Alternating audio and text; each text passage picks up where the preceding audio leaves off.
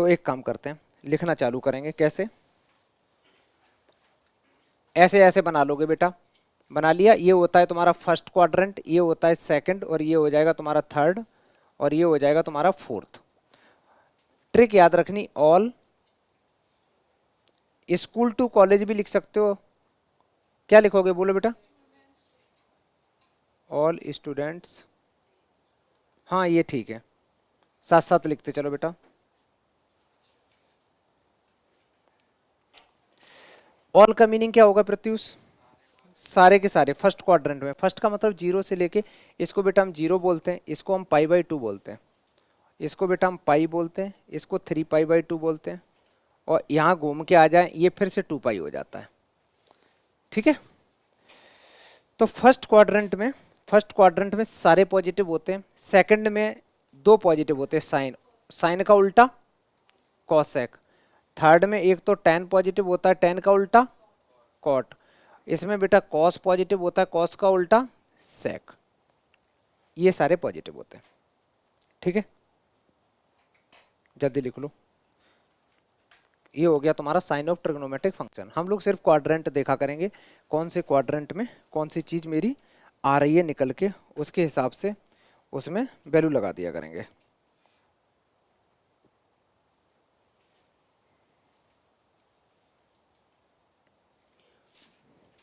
लिखा?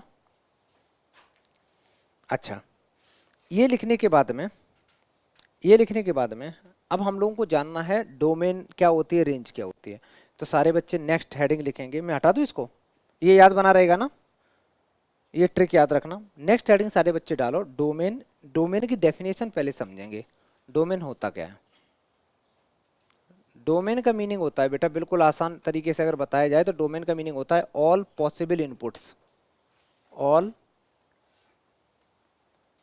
जितने भी पॉसिबल इनपुट्स हैं बच्चा, उसको हम लोग डोमेन बोलते हैं। रेंज क्या होता है फिर? आउटपुट बेटा। तो रेंज होता है पॉसिबल आउटपुट, आउटकम्स कह सकते हो, आउटपुट। ठीक है, जो हम फंक्शन में क्या क्या वैल्यू पुट कर सकते हैं, क्या क्या उसमें रिजल्ट आ सकता है, उनको हम लोग ये बोलते हैं। लिखा? अब सबसे पहले हम लोग कुछ फंक्शन लिखेंगे, उनके बारे में डोमेन सीखेंगे और उनकी रेंज सीखेंगे, बहुत आसान तरीके से बिल्कुल। ठीक है, जैसे मान लो, समझ समझ के करेंगे, एक एक पॉइंट में हटा दूं इसको। मैंने यहाँ पे कुछ पहले फंक्शन लिखे, यहाँ पे मैं फंक्शन लिखूंगा,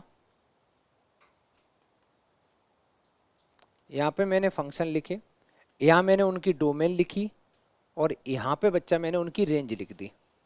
क्या आउटपुट निकल के आएगा? ठीक है, क्या आउटपुट निकल के आएगा? ठीक है,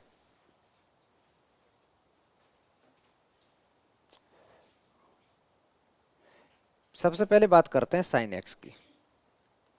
साइन एक्स की, साइन एक्स में साइन एक्स, और याद रखना साइन एक्स कॉस एक्स जो होते हैं वो मेन फंक्शन होते हैं, इसी से सारे ड्राइव हैं। साइन जैसे, ध्यान से सुनो, लिखने पे ध्यान नहीं दे बेटा। जैसे साइन फंक्शन है, मैंने बोला एक साइन एक्स मेन फंक्शन होता है, एक कॉस एक्स होता है, यही मान लो, यही यही मेन है दो। अब साइन आ गया तो साइन का उल्टा क्या होता है बेटा? तो साइन से कॉसेक भी आ गया, कॉस से बेटा सेक आ गया। अगर मैं आपस में दोनों को डिवाइड कर दूं, साइन अपॉन कॉस टेन आ गया, और उल्टा कर दूं तो कॉट सारे आ गए। तो इसका मतलब दो फंक्शन मेन कौन से हैं? साइन और कॉसेक। तो साइन और कॉसेक की हम लोग डोमेन रेंज के बारे में पहले सोचेंगे। कैसे?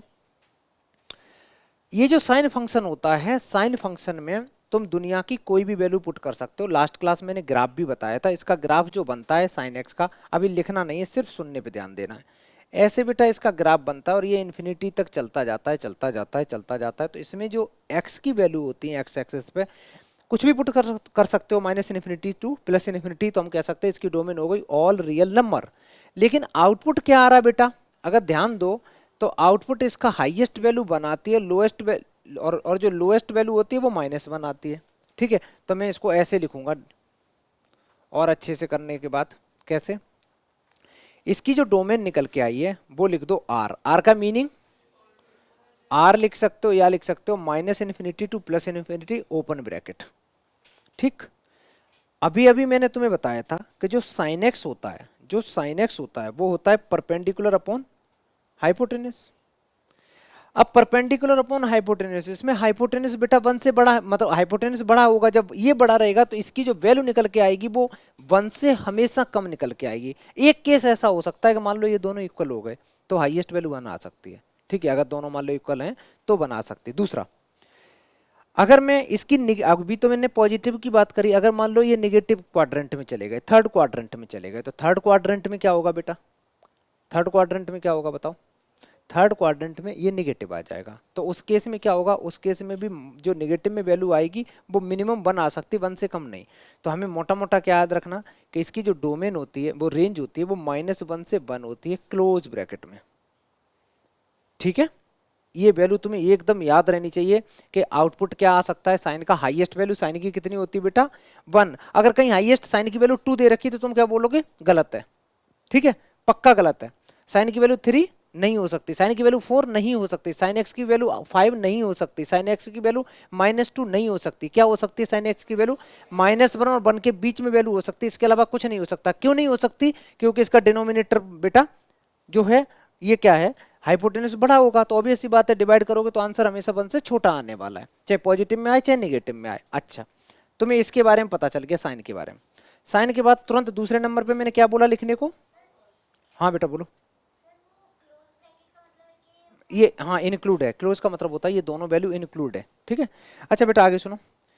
दूसरे नंबर पे मैंने लिखा कॉस। कॉस का भी सेम फंडा है, उसमें भी ऑल रियल नंबर। आर का मीनिंग होता है ऑल रियल नंबर, और इसकी भी रेंज जो रेंज निकल के आती है वो -1 से लेके +1 तक निकल के आती है इसकी रेंज। अब इंटरेस्टिंग चीज स्टार्ट होती है। Number 3 10x। 10x 10x को लिख क्या सकते हैं, कोई बच्चा बताएगा? 10x को लिख सकते हैं हम sign X upon cos x लिख सकते हैं, sign X upon cos x लिख सकते हैं।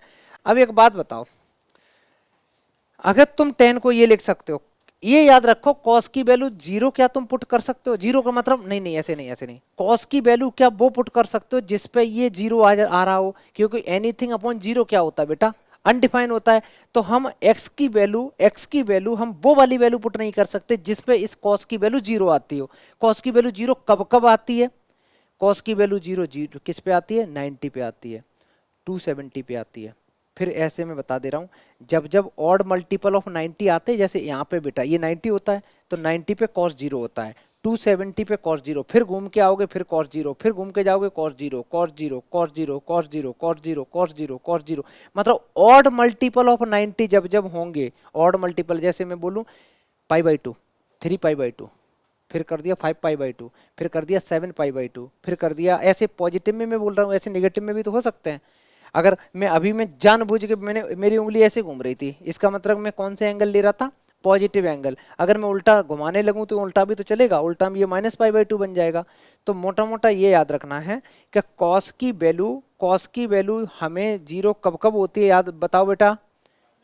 तो तुम सिर्फ 90 नहीं बोलोगे, क्या बोलोगे? ऑड मल्टीपल ऑफ 90 पे 0 होती है। ऑड मल्टीपल मतलब जब जब 90 के साथ में ऑड नंबर मल्टीप्लाई करेगा तब तब इसकी वैल्यू 0 होती है। ठीक है, अच्छा ऑड नंबर लिखने का भी ऐसे तो हम पागल हैं नहीं कि 1 लिखें 3 लिखें 5 लिखें, ऐसे लिखेंगे तो इतने तो बहुत ढेर सारे नंबर होते हैं। तो ऑड नंबर लिखने का एक सिंपल तरीका ये होता है, ऑड नंबर को रिप्रेजेंट करने का तरीका होता है बेटा, ध्यान रखना।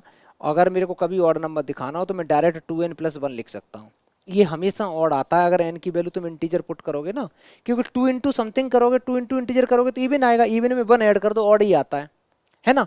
तो मैं इस चीज को ऐसे लिखूंगा मैथमेटिकली कि 10x की जो रेंज होगी, 10x की जो डोमेन होगी सॉरी, वो होगी ऑल रियल नंबर एक्सेप्ट कौन सी वैल्यू नहीं ले सकते? तो हम नहीं ले सकते ऑड मल्टीपल ऑफ 90, तो 2n+1 इंटू π/2 नहीं ले सकते। अब इसमें मैं पूछूं n, बोलो नहीं बेटा, क्या धीरे धीरे बोलता रहता पागल की तरह। n बिलोंग्स टू इंटीजर, यहाँ आई भी लिख सकता था, मैंने z लिख दिया, z भी इंटीजर होता है, आई भी इंटीजर होता है।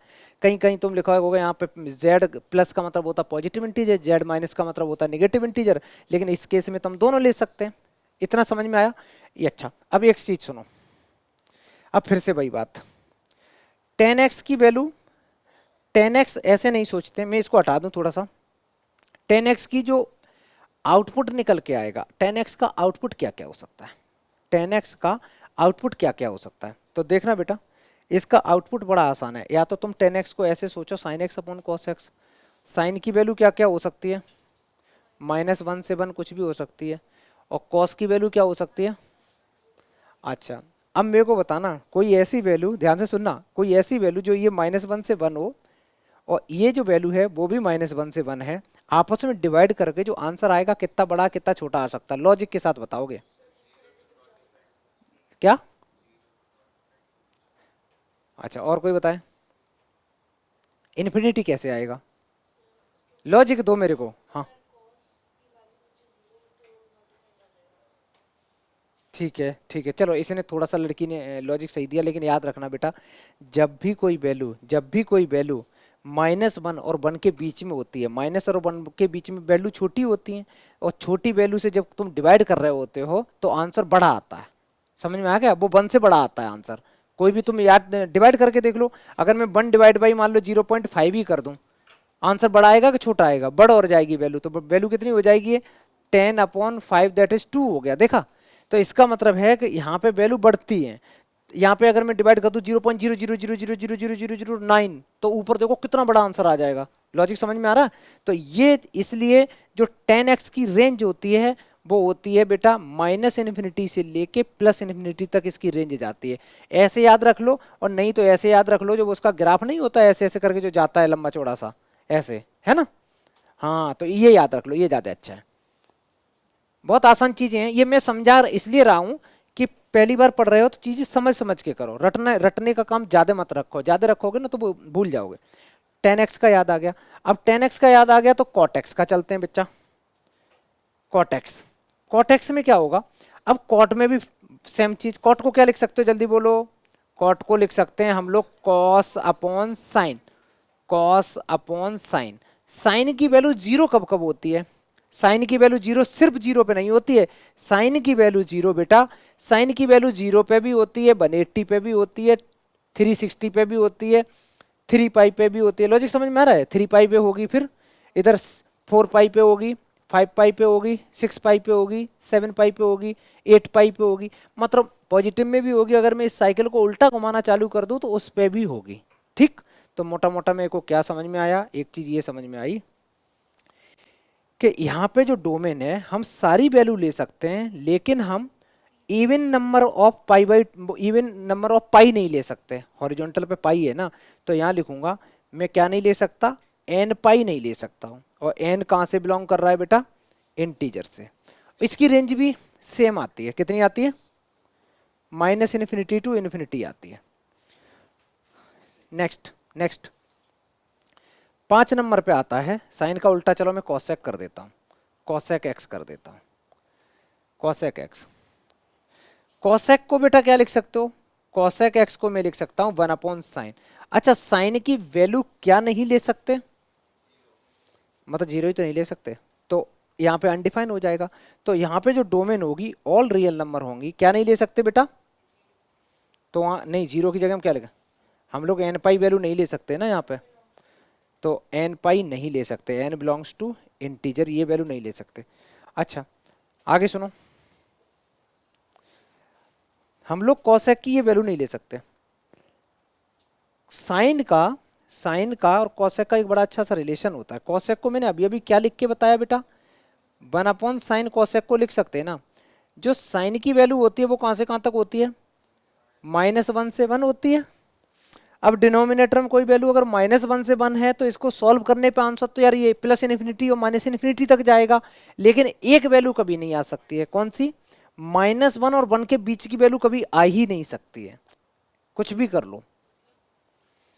अगर ये खुद में कहां से कहां तक लाई कर रहा है, -1 और 1 के बीच में, -1 और 1 के बीच में जो वैल्यू होती है वो हमेशा पॉइंट में होती है, पॉइंट में होती है। और जब तुम पॉइंट की वैल्यू से डिवाइड करोगे तो आंसर हमेशा 1 से बड़ा आएगा।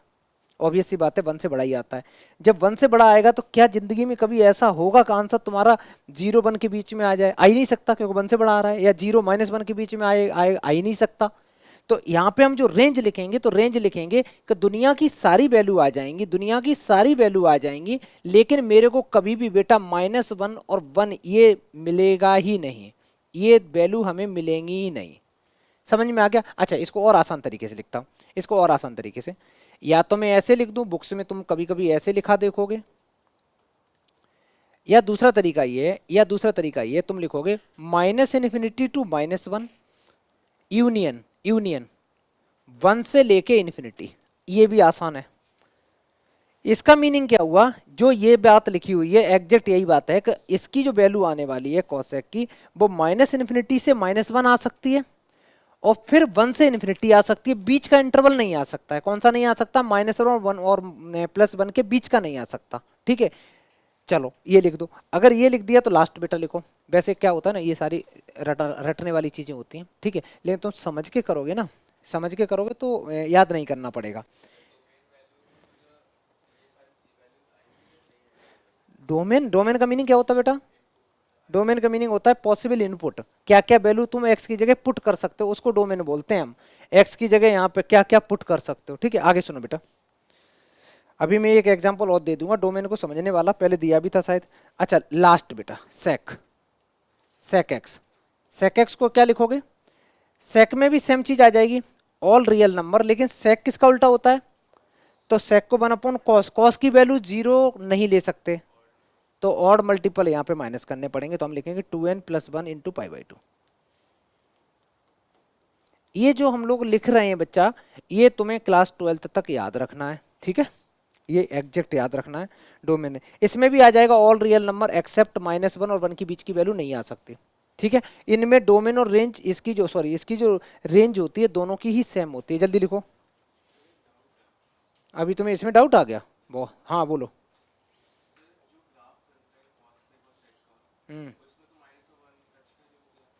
कहाँ पे, किस में? ध्यान से देखना, एक बार देखो ना, यहाँ पे, यहाँ मैंने क्या लिखा, सारी रियल नंबर हो सकती हैं, ये वैल्यू नहीं हो सकते। यहाँ पे क्या है, टच कर रहा है ना, तो यहाँ पे मैंने कौन सा इंटरवल लगाया? क्लोज इंटरवल लगाया। इसका मतलब मैं -1 ले रहा हूँ। कहाँ ले रहे? ले तो रहे, ले तो रहे। हाँ तभी तो मैं ले रहा हूँ कि ये इंक्लूड नहीं है, मैं माइनस कर रहा हूँ ना वो चीज। फिर से समझना इस चीज को, नहीं समझ मैं फिर से समझो, मैंने लिखा ऑल रियल नंबर और माइनस क्या कर रहा हूँ, -1 और 1 के बीच की वैल्यू माइनस कर रहा हूँ, -1 माइनस नहीं कर रहा हूँ। अगर -1 पे यहाँ क्लोज ब्रैकेट लगा दूं तो -1 भी उड़ जाएगा तुम्हारा। अगर मैं यहाँ क्लोज ब्रैकेट लगा दूंगा तो -1 भी उड़ जाएगा, मैं वो उड़ा ही नहीं रहा हूँ, इसीलिए मैंने दूसरी लैंग्वेज में भी लिख दिया है। ठीक है, नहीं आई डोमेन? डोमेन होती क्या है? इनपुट होते हैं ना, तो ये डोमेन होती है। साइन फंक्शन में, साइन में तुम कोई भी वैल्यू डाल दोगे चलेगा, कॉस में ये याद रख लो, साइन में, कॉस में, सब में, दोनों में और रियल नंबर वैल्यू पुट कर सकते हो। ठीक है, टेन में क्या नहीं कर सकते बोलो? टेन को क्या लिख सकते हो? साइन अपॉन कॉस, तो कॉस की वैल्यू क्या क्या नहीं ले सकते हो? कॉस की वो वैल्यू नहीं ले सकते जिसपे कॉस 0 हो रहा हो, क्योंकि डिनोमिनेटर में कॉस 0 किस किस पे होता है? कॉस 0 सिर्फ 0 पे नहीं होता, सो कॉस 0 सिर्फ 90 पे 0 नहीं होता है, बहुत ढेर सारी वैल्यू पे 0 नहीं होता है। कौन कौन सी पे नहीं होता है? ऑड मल्टीपल ऑफ 90 पे 0 होता है। ऑड मल्टीपल ऑफ 90 पे कॉस कैसा होता है? 0 होता है। तो मैंने इसलिए ऑड, ऑड नंबर को रिप्रेजेंट करने का क्या फॉर्मूला है? 2n+1। ऑड नंबर को कैसे रिप्रेजेंट करते हैं? 2n+1। किसके? हाँ, डिफाइन वैल्यू। डोमेन का मीनिंग क्या होता है कि फंक्शन में क्या क्या वैल्यू तुम पुट कर सकते हो। ठीक है, जल्दी लिखो बेटा, ये सारी टेबल अच्छे से बनाओ। ठीक है, बढ़िया से बना लो। इसके बाद आगे बढ़ते हैं, जल्दी करो थोड़ा सा स्पीड में बेटा।